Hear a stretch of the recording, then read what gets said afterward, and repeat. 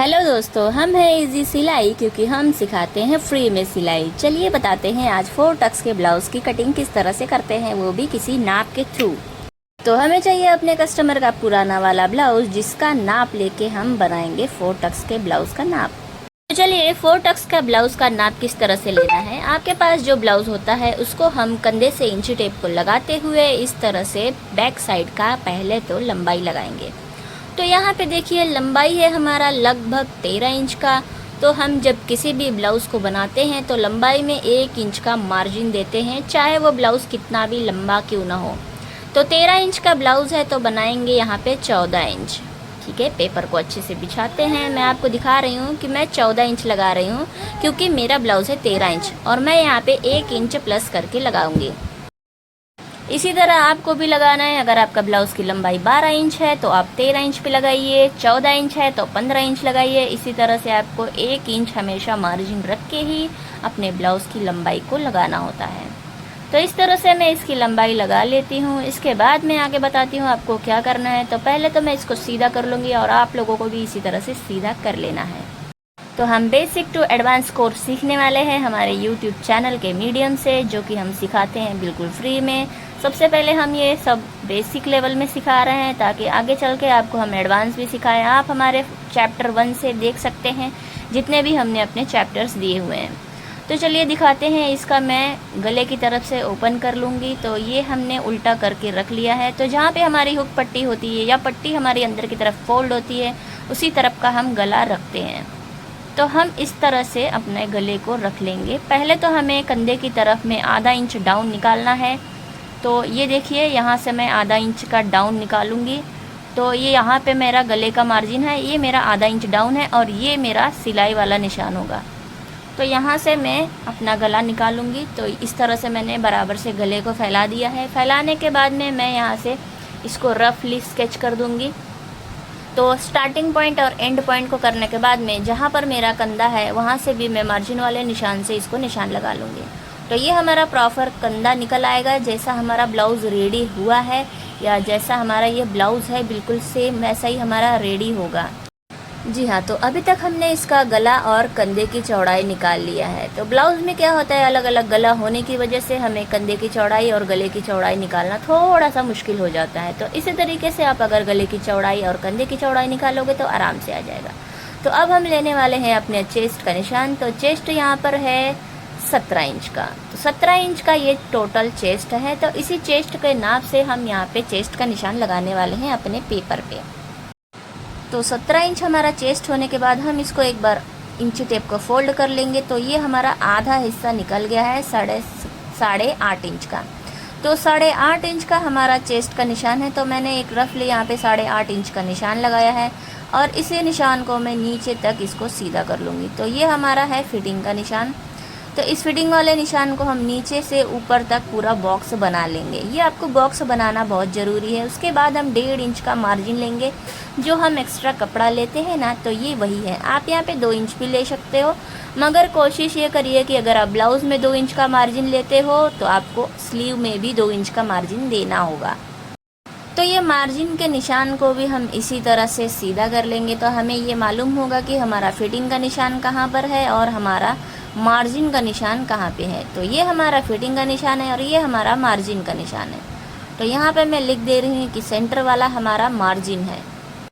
उसके बाद हमें निकालना है आर्म होल। आर्म होल निकालने के लिए जैसे कि आप लोग जान रहे हो हमारा चेस्ट है 17 इंच का। 17 इंच का मतलब आगे से 17 पीछे से 17, तो 34 इंच का हमारा चेस्ट है। 34 को डिवाइड बाय 8 करेंगे और इसमें जितना भी आ रहा उसमें +1 कर देंगे। तो हमारा आता है 5.25। तो 5.25 जो है हमारा आर्म होल का लंबाई है।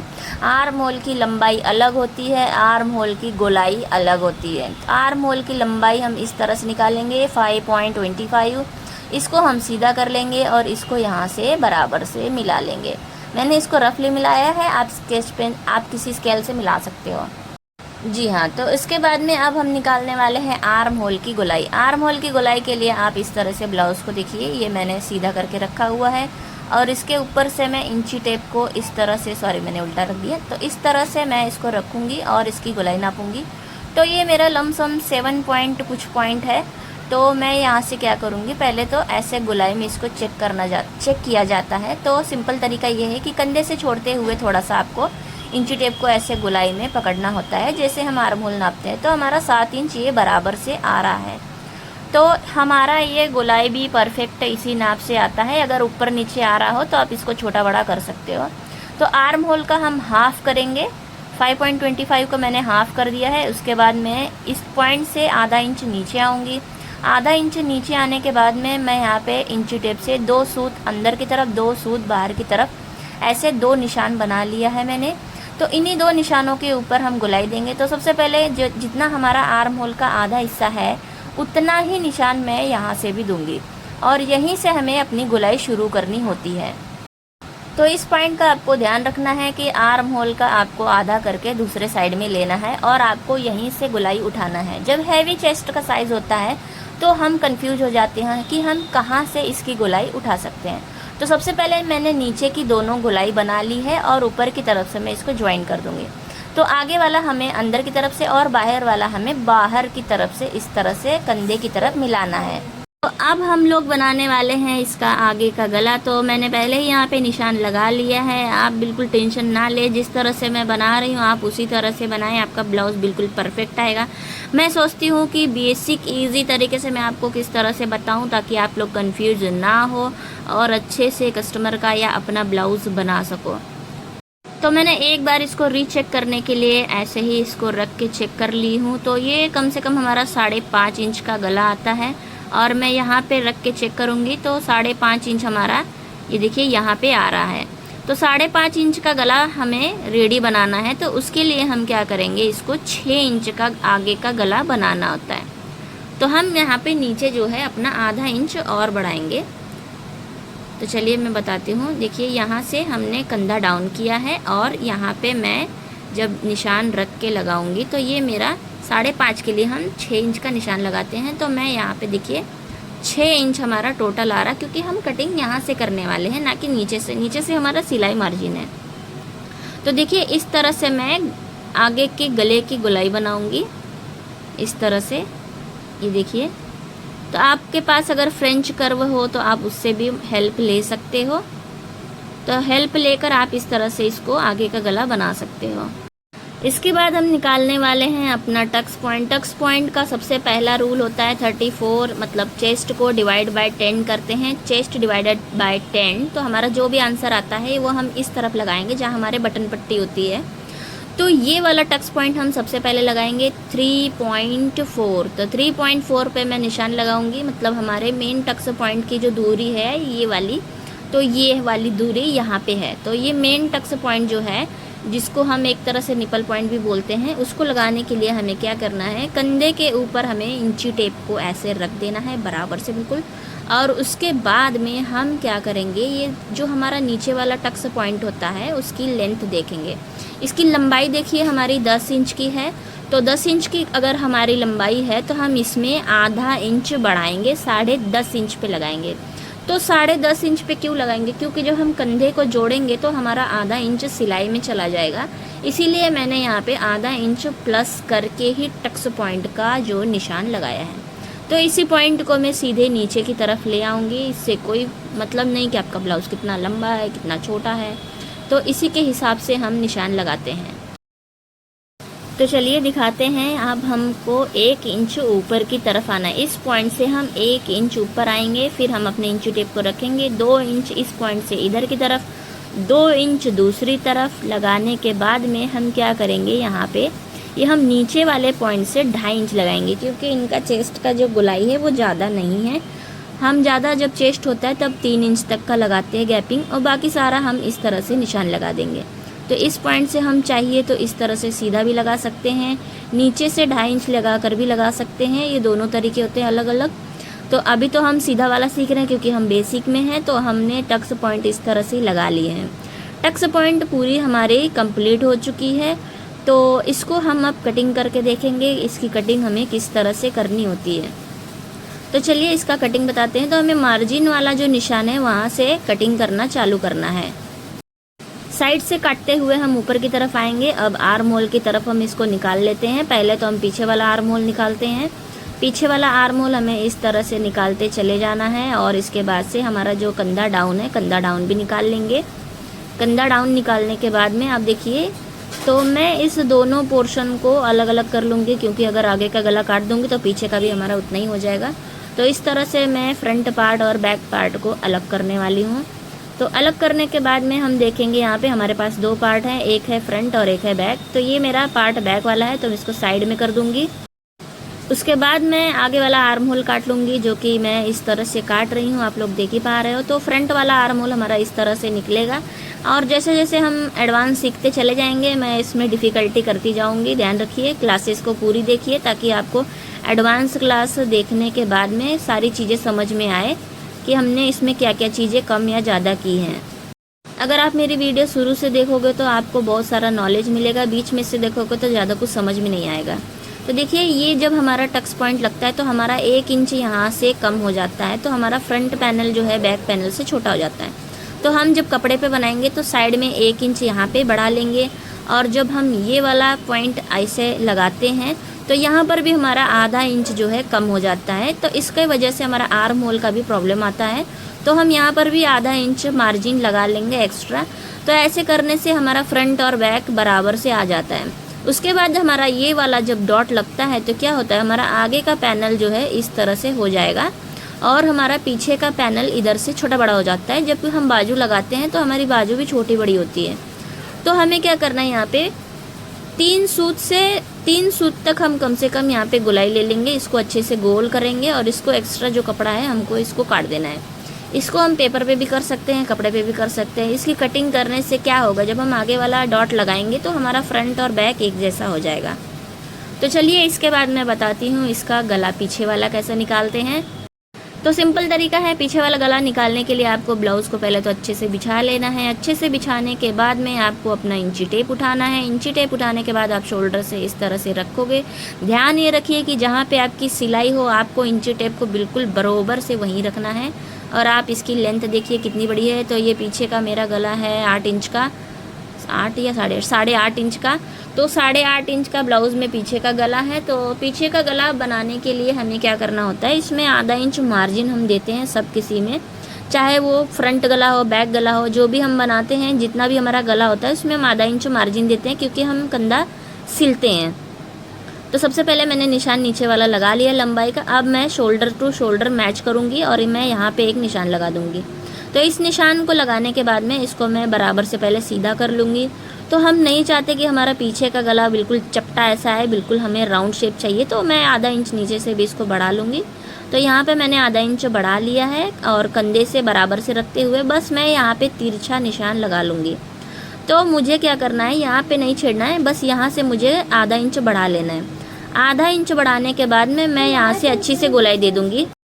गोलाई देने के बाद में मैं इसको गले को यहाँ से कटिंग कर लूँगी। तो ये हमारा बैक साइड का गला तैयार हो जाएगा। इसी तरह से आप कोई भी इसमें डिज़ाइन वगैरह भी दे सकते हो। मैं अभी आपको सिंपल बता रही हूँ क्योंकि ये हमारा बेसिक सिलाई का कोर्स है। जैसे जैसे हम और आगे बढ़ेंगे हम इसमें एडवांस करते चले जाएंगे। तो ये हमारा फ्रंट पैनल है और ये नीचे वाला हमारा बैक पैनल है। तो मैं इसमें बी लिख दे रही हूँ ताकि हमको बाद में समझ में आए। तो एफ़ और बी, एफ़ का मतलब है फ्रंट, बी का मतलब है बैक। तो बचा क्या है, बचा है हमारा खाली स्लीव। तो चलिए स्लीव के बारे में भी मैं अच्छे से बता देती हूँ। तो हमें क्या करना है, स्लीव की लेंथ देखनी है, हमारी स्लीव कितनी बड़ी है। तो देखिए ये मेरी स्लीव है 6 इंच की। तो 6 इंच हमें रेडी रखनी है। तो मैं इसको क्या करूँगी, पेपर पे रखूँगी। ऊपर और नीचे मुझे दोनों तरफ सिलाई मार्जिन देना होगा। अगर ये मेरा अस्तर वाला है तभी मुझे आधा इंच मार्जिन देना है, नहीं तो मैं 1.5 इंच का नीचे से मार्जिन और आधा इंच का ऊपर मार्जिन देती हूँ। तो ये मेरा ऊपर की तरफ मार्जिन है और नीचे भी मेरा मार्जिन है, इतना ही जितना मैं सिलाई मार्जिन करती हूँ। तो उसके बाद में हम देखते हैं ये मेरा फ्रंट वाला जो है पैनल है। तो एक बार मैं इसको चेक कर लेती हूँ। ये 7 इंच का टोटल आ रहा है। तो 7 इंच का मेरा टोटल आगे का गोलाई है। तो इसके हिसाब से हम देखेंगे कि हम इसको किस तरह से बनाएंगे। तो चलिए मैं स्लीव को उठा लेती हूँ ऐसे और स्लीव को बिछाकर मैं इसकी प्रॉपर गोलाई निकाल लूँगी। तो ये देखिए मैं यहाँ पे अपने स्लीव को सेट कर रही हूँ। तो इसी तरह से मैंने अपने स्लीव को सेट कर लिया है। उसके बाद में यहाँ पे मेरी फिटिंग का निशान है। तो ये मेरा फिटिंग का निशान हो गया। तो यहाँ से मैं एक बार इसको 1.5 इंच मेरा मार्जिन है, तो मैं 1.5 इंच आगे लगा के निशान लगा दिया हूँ मैंने। और उसके बाद में जो है मैं स्लीव को चेक करूँगी कि मेरा नीचे का गोलाई कितना है। तो मैंने इसको स्लीव को उल्टा कर दिया है और मैं चेक करने के लिए कि हमारी सिलाई कहाँ थी। ये देखिए मेरी फिटिंग की सिलाई यहाँ पर है। तो ये मेरी फिटिंग की सिलाई आप ऐसे इंची टेप से भी नाप के यहाँ पे लगा सकते हो। चाहो तो आप ब्लाउज़ का बाजू ही रख के ऐसे नाप लगा सकते हो, कोई इशू नहीं, आप दोनों भी तरीके कर सकते हो। यहाँ से भी आपको 1.5 इंच का मार्जिन देना है, तो दोनों तरफ मैंने 1.5 इंच का मार्जिन दे दिया है। तो सबसे पहले मैं इन दोनों निशानों को मिला दूँगी। तो आधा इंच में और मिला दूँगी क्योंकि मुझे सिलाई मार्जिन चाहिए थोड़ा सा। तो आधा इंच का मैंने एक्स्ट्रा कपड़ा ले लिया है, और मतलब ऊपर की तरफ मैंने 2 इंच दिया है, नीचे की तरफ मैंने सिर्फ 1.5 ही इंच दिया है, क्योंकि कपड़ा हमारा उरेब होता है तो हमें देना बहुत ज़रूरी है। चलिए उसके बाद हम देखते हैं इसकी एक बार लेंथ चेक कर लेते हैं, एक बार ये नीचे का पोर्शन चेक कर लेते हैं। तो नीचे की तरफ से हमारा कपड़ा कितना है, देखिए 3 इंच का हमारा नीचे की तरफ का है। तो हम डायरेक्ट क्या करेंगे, सिलाई मार्जिन छोड़ते हुए यहाँ पे हम 3 इंच का निशान लगा सकते हैं। तो आधा इंच आपका ऊपर सिलने के लिए, आधा इंच आपका नीचे सिलने के लिए, इस तरह से आप दोनों तरफ का निशान लगा सकते हो। अगर आपकी 5 इंच से बड़ी बाजू है तो आप 3 इंच की गहराई ले लीजिए, वरना आप जितनी भी इंच की आपकी बाजू होती है उसका हाफ पोर्शन की आप गहराई लेते हो ऊपर से नीचे की तरफ, आर्म होल की तरफ। तो देखिए 5 इंच या 3 इंच कितना भी होगा तो आप आधा ले लीजिए, और अगर 5 इंच से बड़ी बाजू जैसे 6 इंच है तो आप 3 इंच लगाइए गहराई इसकी। तो इसके बाद ये मेरा फिटिंग का निशान है जो मैंने इसको यहाँ पे सीधा कर लिया है। यहाँ से मैं लूँगी 2.5 इंच। सबसे पहले मैंने यहाँ से 2.5 इंच ले लिया है, ये देखिए, और फिर उसके बाद मैं लूँगी 1 इंच।